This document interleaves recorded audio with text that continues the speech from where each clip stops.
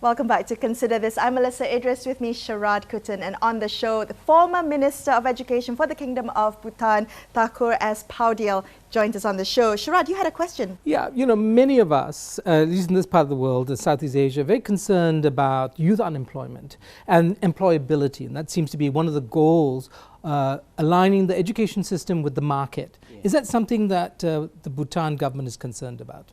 I think countries around the world are facing the challenge, and Bhutan is no exception. However, I have to emphasize the fact that today a lot of the employing agencies are shifting the responsibility to our young people.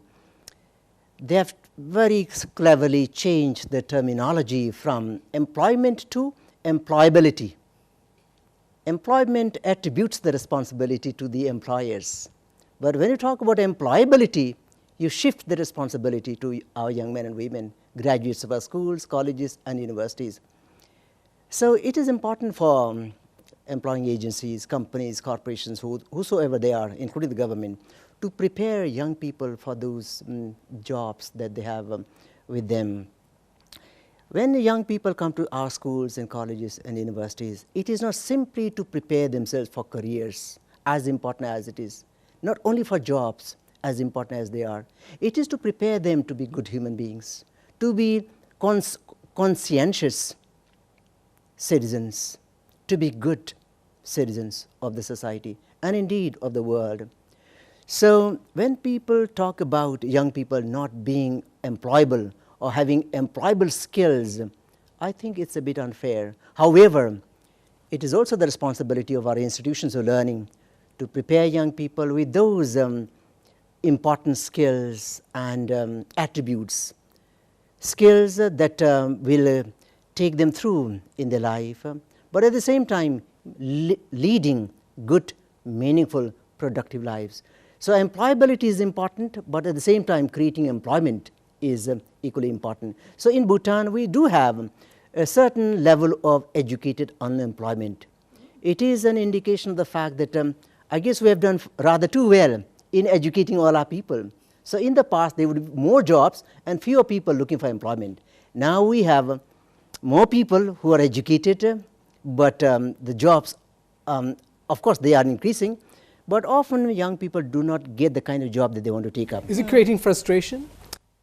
Oh, there will be some element of frustration in young people all over. So Bhutan is a generally young population. Oh yes, indeed. Okay. So, right. Yes. And of course, now in my time, not everybody would go to school, but today every single family would make sure that every single child in the family gets to school, to college. Both boys and girls? Oh yes, indeed, yes.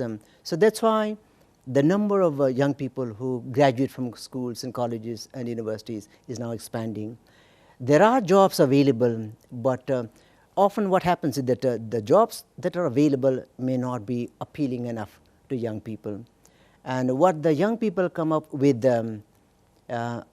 could be attributes and skills that may not be immediately used or by employing agencies.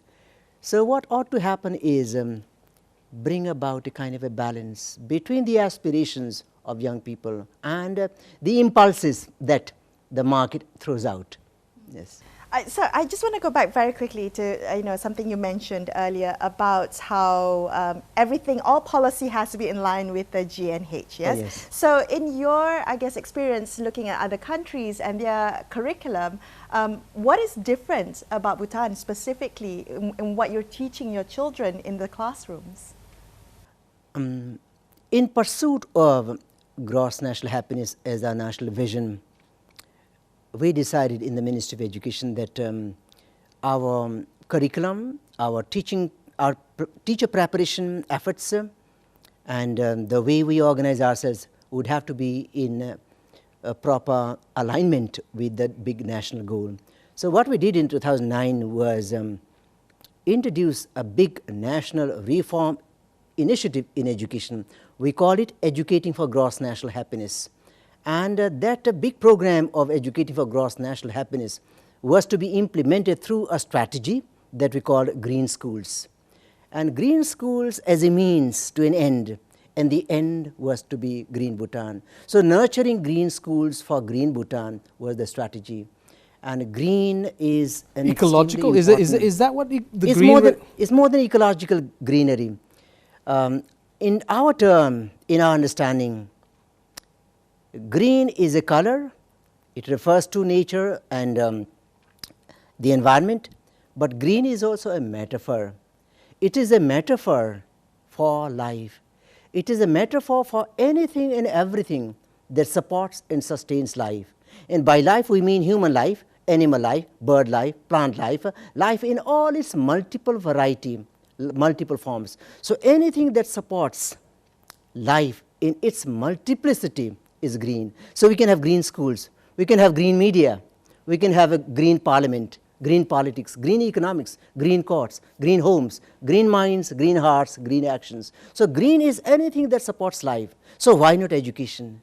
We are talking about environment today, global warming, climate change. We are talking about the society. We are talking about the world. And we are talking about the sustainability of planet Earth today. So green has got to do, green has everything to do with the sustainability of life, sustainability of our societies, sustainability of our planet Earth. That is green. Well, unfortunately, we've run out of time, Powdyel. Thank you so much for being on the show today. It's been such a pleasure speaking with you. Thank you very much indeed for having me here. I'm Melisa, Idris, with me, Sharaad, Kuttan. We will be back for another episode of Consider This, same time tomorrow. Catch us then. Thank you.